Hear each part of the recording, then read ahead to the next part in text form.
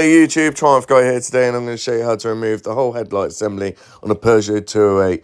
On this example, it's a 2016 plate. It's fairly easy. All you got to do is two Torx bits, which are located here,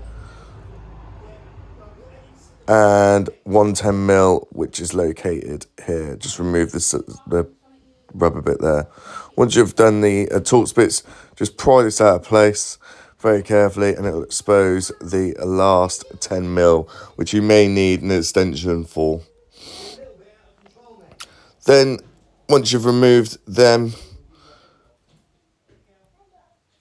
you need to give the headlight a bit of a push inwards, and it frees up a sort of clip.